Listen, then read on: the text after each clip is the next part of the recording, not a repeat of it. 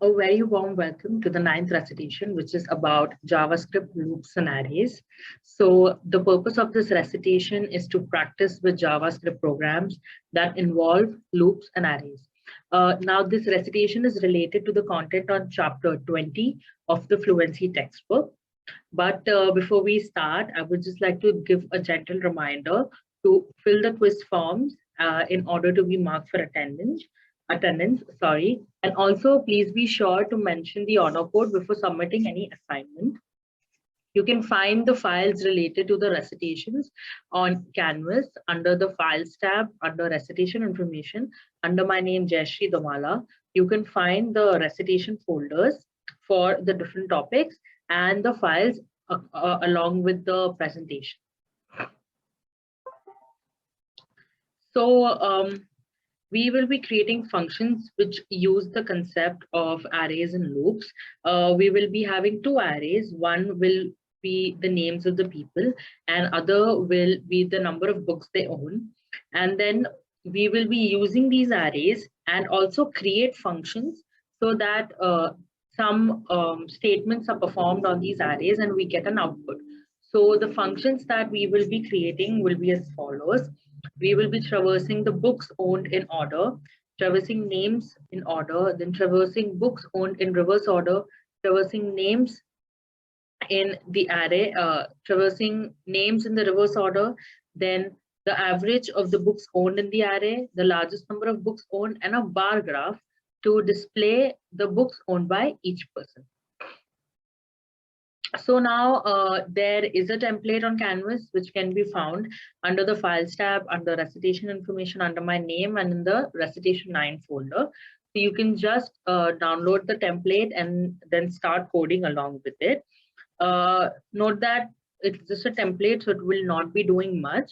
And eventually throughout the recitation, we will be incrementally developing the code step by step.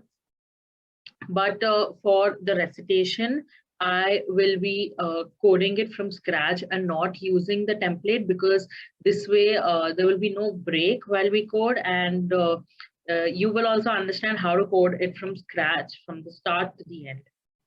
So the first thing that we are going to do is create two arrays, one for the names and other for the number of books owned. And then once we create these two arrays, we are going to write the code for functions and then accordingly go so on and so forth. So let's get started with the coding. Everyone can, open their text editors and code with me, along with me, because that way you'll understand better. So what we're going to do is first just write a basic template, which will have the HTML tag, the head tags, and the other tags. We'll add some comments to guide us what we're going to do. And then we will start filling in the code. So let's get started. First, let's just give the doc type as HTML. Then we will have the HTML tag, which will have the head tag. And inside the head tag, we will have the meta char set, where we will write UTF-8, which is the character set. Then after that, we can give a title also. Let me give it a title, arrays and loops, because that's what we're doing in this code. So this is done. Then after the head tag, we'll have the body tag. Now inside the body tag, let's just give a few headings and explain what it is. So let me give an H1 heading which says array task. Okay. And then let's one thing, let's give another heading H4 which says people and the number of books they own. Okay, so let's just see how this website looks, and you can see array task and it's given people and the number of books they own. Now after this, obviously we will have the script tag. Okay, so what we'll do is let's just write the comments of what functions we'll have to write and then fill in the code. So let's say we will start off by we will need, I'm just writing the comments. So remember, when you want to write the comments, you can just do double slashes. So I think the first thing, we're going to write a function that prints the array values in order. Okay, this will be the first function we write. Then we'll move on to writing another function which prints the array values in reverse order. Then we are going to go and the next function that we'll write will find and return the average of the array values. Okay, then the next function that we will write will find and return the index of the largest element in the array. Okay, then what we're going to do is, then the next function that we will write will create array of names. Then the next function that we will write will create an array of 2-digit integers. So create an array of 2-digit integers. Then the next function that we will write will traverse. So yeah, I think that's about the functions that we will have to create. Now after that, we have to display our output also. For so displaying the output, we will just write the comments like that is traverse array in order. The output for that will be here. This is for the names array. Okay, in order. This could be for the names array or the number array. Then we need to write another one where we have to traverse array in order for the other array. Then again we have to traverse array in reverse order, and this has to be done 2 times because we have 2 arrays. So we will traverse array in reverse order. Then we also have to find the average of array value. So we will print the output over here, finding average of array values. Then the next thing that we have to display is finding the largest number and person who has that number, right? And then the last thing that we want to display would be the bar graph. So it will be printing bar graph by values in number array.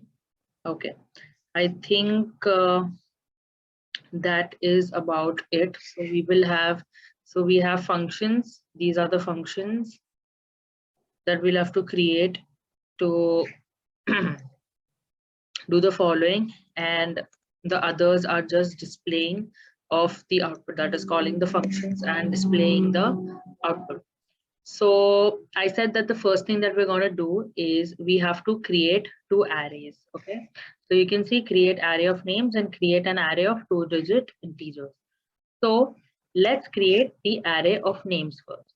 Now the syntax to do this is as follows.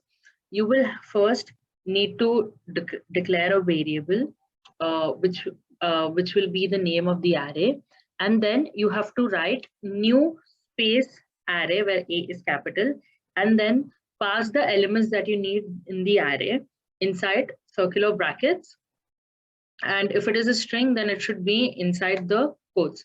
So now we have to create an array of names. So let's see how to do that. I will write the keyword var, and then I will give the array a name called names. Okay, then I have to use the keyword new array where A is capital. Okay, and then circular brackets. Inside these circular brackets, I am going to pass the values that I need in the array. So here, because I need names and they are strings, it should be inside the quotes. So let me just write some random names. Okay, so I've written Joey, Mary, Tom, then Mark, Dave, Eric, Jen, Andrew, then Dana, and then Paul. And don't forget the semicolon. Okay, so this is how you create an array. Again, to repeat, you use the variable var, then you give the array name, and then if you use this keyword which says new array and the A is capital, and inside circular brackets you have to pass the values. So this is how you can create an array of names. Now the next thing that we want to do is create an array of 2-digit numbers. So here we'll use a different concept. Instead of manually typing all the numbers, we will try to use the concept of loop. Now loop is where you give it a condition and then it goes again and again, it performs the same function. Okay, so now here what we will do is, like before, we have a variable var. Okay, we have to write the keyword var and give it a name. Suppose I'll give the array name as ARR, and I will write new array, and inside of that 10. Now what this means is that I am creating an empty array which is named as ARR, and it will have 10 elements in it. Now what I will do is I will use the concept of a loop, and I will try to loop 10 times and add the values in the array. So when you have to use a loop, you will use the keyword for. Now what you'll write is for, then circular brackets. You have to write the start, the end, and how it will increment the step. Okay, so you will have the for, and you will say variable I, it should start from 0, and it should go on till what end? It should be less than 10. And every time it goes in the loop, it should increase by one number. Okay, what this means is that the variable I will start at value 0. Then there will be an I plus plus, that is I is equal to I plus 1. It will go one step further, so I will become 1. Then again it will go I plus plus, and then it will become 2, then 3, 4, so on and so forth until the value of I is less than 10. Okay, so here we have for variable I equal to 0. Okay, there is a mistake that I've done. Instead of commas, you need semicolon here. So don't forget, you need to mention semicolon. So now I have the circular brackets, and I have the curly brackets. Now inside the curly brackets, I will write a formula which will calculate what value should be put in the array. So you can have any random formula that you want to put. I want the numbers to be between 10 and 99. So because we want 2-digit arrays, so I can just use the mat.random function and multiply it by 10 and add it to, multiply it by 90 and add it to 10. So this way I can make sure that the numbers are between 10 and 99. And because I don't want it to get extended a lot, so I will use the mat.floor function to round it off. So I can write mat.floor, then mat.random into 90 plus 10. Okay, this will ensure that the numbers are between the 10 and 99 range. Okay, so now every time we have so this loop is going to run for 10 times, obviously, and every time we get this value of array and the random number, we want to put it in the array. So what we are going to do is we have to do indexing. We'll say array at the ith position, put this number rand. Okay, so now what happens is when I equal to 0, this rand value will be generated, and in array of the 0th position, the rand value will go. So accordingly, this will happen 10 times, and finally the array is going to be filled. So we saw two ways of creating arrays. Let me just repeat it once more. The first is when you create the array of names, okay, you have to write the keyword var, then names equal to new array, and then pass in the values that you want. Then the next part was creating an array of 2-digit numbers, where you again use the keyword var, give the array name, and say that you want the array to have 10 elements, and then you use the concept of looping and go like loop it the number of times you want and put the values inside the array.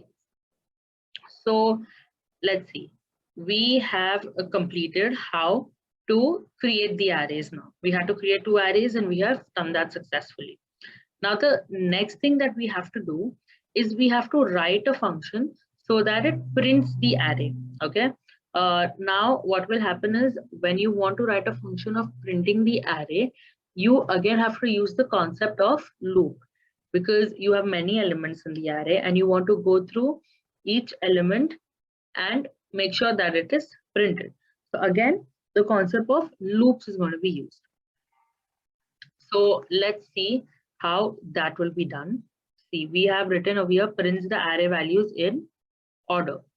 Okay, so let's write the function for that.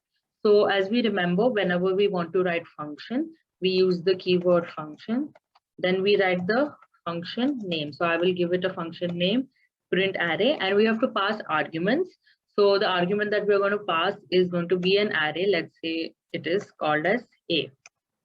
Okay, now we have to go through the entire array, that is iterate through it, loop through it. Okay, so again we will use a for loop which will have a start, end, and step size given, and then we will print it. So we will write the for loop, then we will create a variable I which starts from 0, then semicolon, then I is less than, it has to go less than the length of the array. So a dot length will give the length of the array, and then I plus plus, it should increment 1 by 1.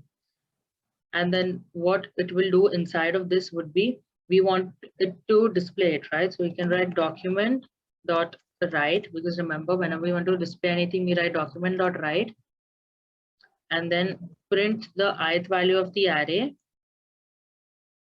and then a space,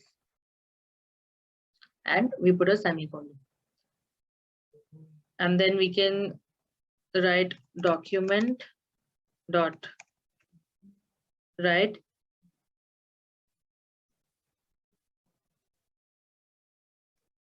and then we can write the break code twice, just so the values that are printed are one after the other. Okay, and we write a semicolon. Now this is how you can print the array values in an order. Okay, now what we have to do next is, now we have created the array and we have also written the function to print the array. But for us to be able to see the output, we need to call the function also. Okay, so now we are going to call the function array and we will see how that works. So let's go down, let's see traverse array in order. Okay, so now let's try to call the function over here. Okay, so we will try to traverse the numbers array first. Let's see. So we can write document dot write traversing books owned in order. Okay, and let's just give it a line break, and don't forget the semicolon. And then I will call the function print array and give it an argument ARR, which is our name of the array. Okay, now let's try running let's see if we get the output. And if you can see, we have traversing books owned in order and we have the numbers, and if you count it, it is 10. Okay, but if I refresh the page again and again, you will notice that we keep getting different values. Now the reason that this happens is, if you remember, we use the mat.random function, right? So every time we refresh the page, every time we will have new numbers that are generated. So this is the reason that we're getting different numbers every time you refresh it. You know, like try doing it in your code and make sure that every time you refresh, you get a new set of values. Okay. So, okay. Now we have called the function to print the array of the numbers. Let's do it for the names as well. So it's going to be easy. Just write document.write and you say traversing names in order. Just give a line break. Don't forget the semicolon, okay? And then you just call the function print array names and save it. Now let's go and see the changes, and you can see the way we had created our array names, the same way it has been printed. Okay, so this is how you can traverse this is how you can first create arrays, then you have to write the function of printing the array, and then you call the function so you can finally display it. Now let's try and okay, we have done this. Now what we do is, let's move on to the other functions that we have to write. Like we have to traverse the array in the reverse order, calculate the average, find the largest number, and create a bar. So let's go through all of this step by step. Okay, so over here, if you come, you have to print the array values in the reverse order. So why don't you do one thing? Pause the video over here and try to code it out on your own. It is the logic is the same as how you do it for traversing the array in the same order, only with a very slight difference in how you have the start, end, and the step size which you have in the for loop. See over here in the for loop, you start with 0 and end at the end at I is less than a of length, and you go I plus plus.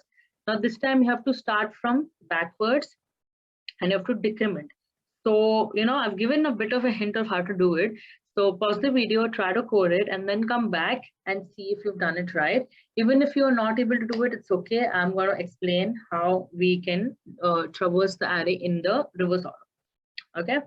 So again, we will write function and give it a function name. I will just give it a print reverse, and then we will send an array. Let's name it A. Okay. Now we have a for loop. So we will write for loop.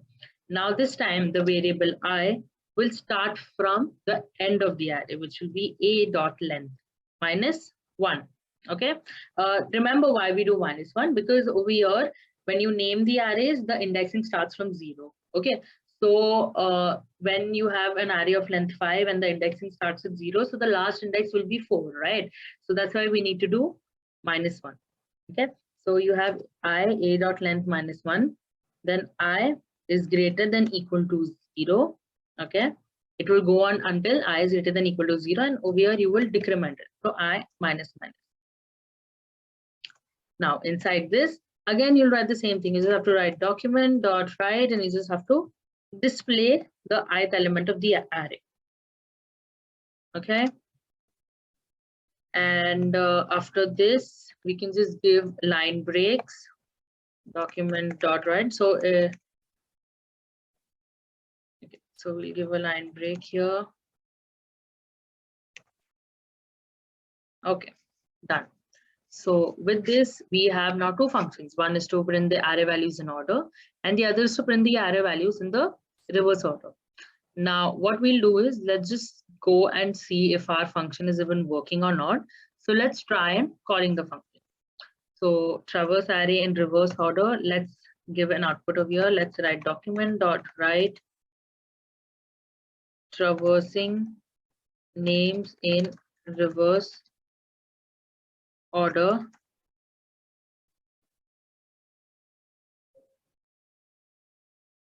And don't forget the semicolon. and write print reverse array. Okay, and we will do the same thing here. We will write document dot write traversing names in reverse, sorry, not names, traversing books owned in reverse order. Okay,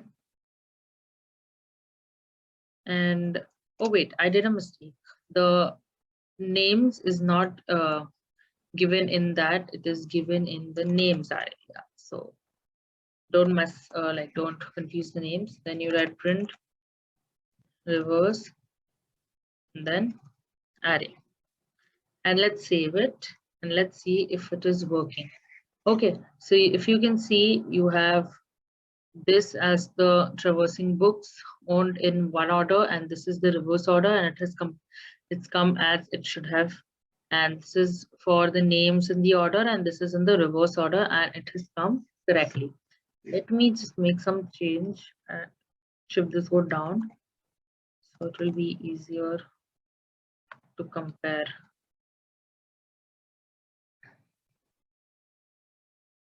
Let me save this. Okay, yeah. So traversing books in order, then traversing books owned in reverse order, then this names in order, names in the reverse order. Now, the next thing that we have to do is we'll write a function to find and return the average of the array values. Okay, so let's write a function for this too. We'll write the keyword function, then we'll give a function name find average and pass in the argument any array A. Okay, inside of that, let's create a variable called sum and give it an initial value of 0. So basically this will store the value of the sum of all the values, and then eventually, as we know that average is always the sum divided by the number of elements, which is basically the array length. So this is where the sum variable will be used. Now, in order to find the sum, obviously, again, we will use the concept of loop. We will use a for loop which starts from 0 and ends at a dot length, and it increments by 1. And what it does is it tries to update the value of the sum at every iteration. So let's write that. We'll write for, and we'll create a variable I which starts from 0, and then we will write it goes on till a dot length and then I plus plus. And then we will update the value of sum. So we'll write sum equal to sum plus the ith element of the array with a semicolon. Now, once we have the sum and once it iterates through the entire array, we will find the average. So we'll create a variable var average, which will be equal to sum divided by the a dot length. And remember, we have to return the average as well. So we will write return average. So again, just to repeat how to make the average function, we will have a variable called sum, which we will initialize to 0. Then we will use a for loop to update the value of sum at every iteration. Then we will find the average value by taking the sum and dividing it by the length of the array. Now the average has been found. Let's try to call the function and display the output. So finding the average of array values, over here I can write document dot write, and then inside that I can write the average of the books owned in the array is, then I can just call the function, sorry, yeah, I can call the function find average and pass in the array and also a semicolon, and then just add some line breaks. So I'll write document dot write line break. So I have saved this, and let's go and see if the change is there. So you can see the average of the books owned in the array, and you can see the amount that is displayed over here. So that's how easy it is to write a function to find the average. Now what we can do is we can do the next function, which finds and returns the largest element in the array. So for this, again, we will create a function.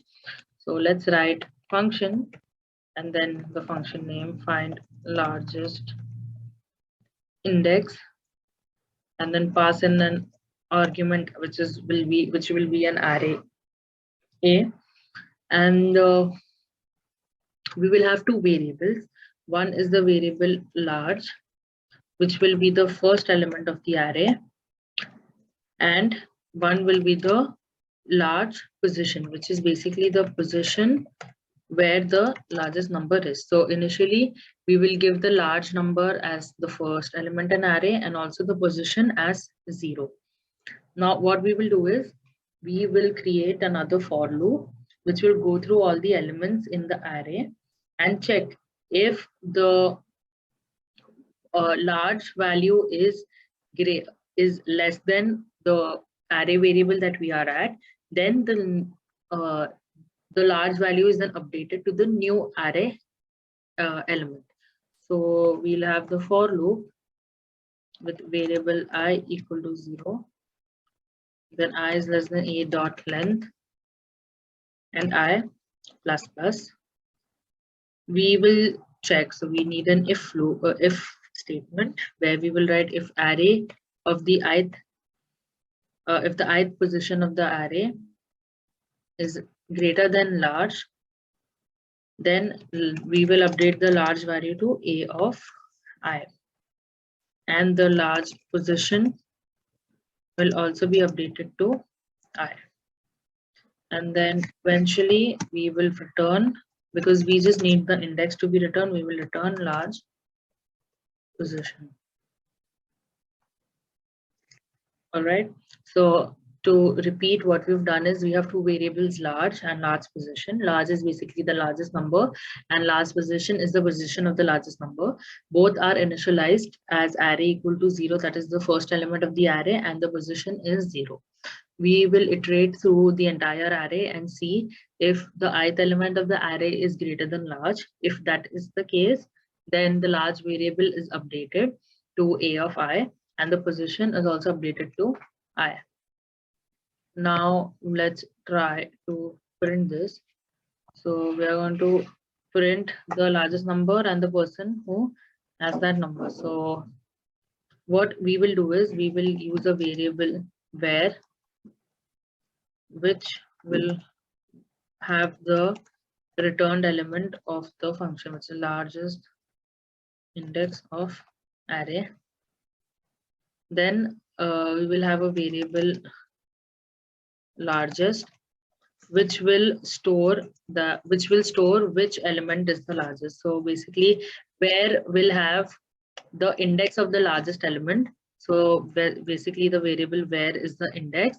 Now we'll create another variable largest, which will save the value of the largest position. So array, when we do array of where, it is basically array of the index, right? So it will give us the value of the largest number.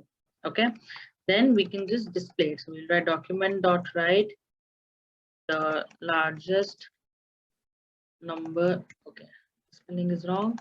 The largest number of books owned is, and then you call, and then you say largest, like you want the largest value to be displayed, and then you have a line break. Okay, and then you can display another, you can display the position also. You just have to write who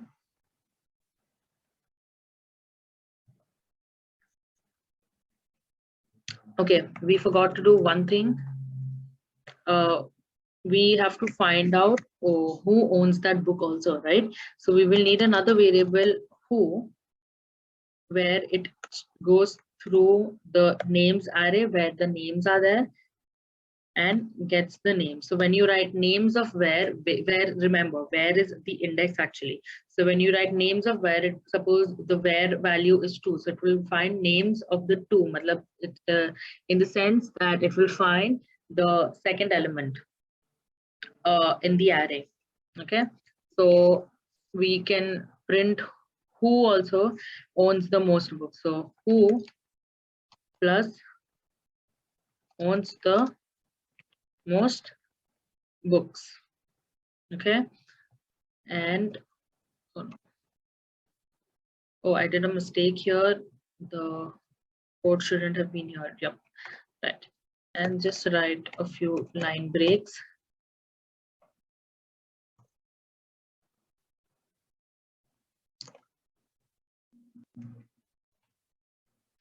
Okay, so let's save the code and let's see if this runs. I have, okay, so the largest, obviously, if you see, these are the number of books owned, and over here the largest number is 92, right? So the largest number of books owned is 92, and if you see, 92 is the second position, which is Mary, and it says Mary owns the, we just need to put a space here, and that will fix the code. Yeah, so now 98 is the highest and Paul owns the most. So that is how you can find the largest number in the person who has that number. Now the last thing that is left to do is you have to print bar graph by the values in the number array. So for printing the bar graph, you have to again use a loop, and let's try to do that. So we can write document dot write bar graph display of books owned by each person with a line break. Okay.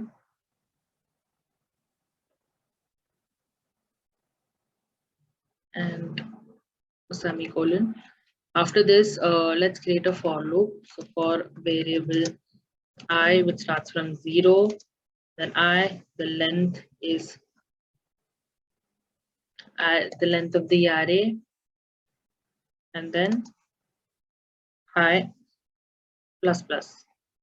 Okay, this will help us print the name. So we can write document dot write names, that is the ith name, plus we need a line break.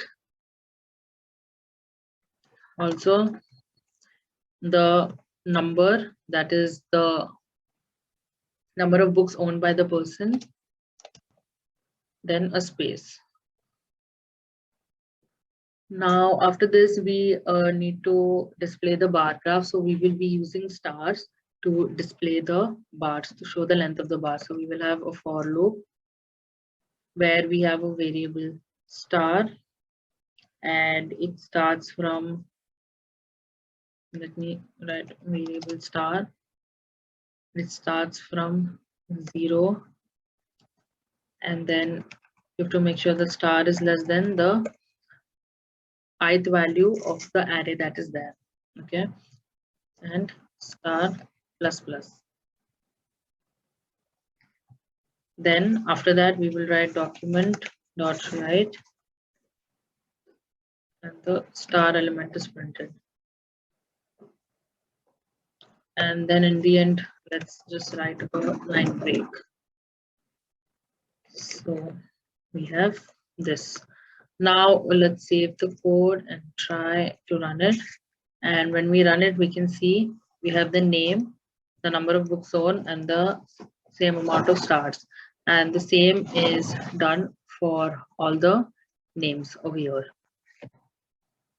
So with this, actually, we have written all the functions that are needed, along with understanding how to create the arrays, then print the arrays, that is, write the functions, and also call the functions.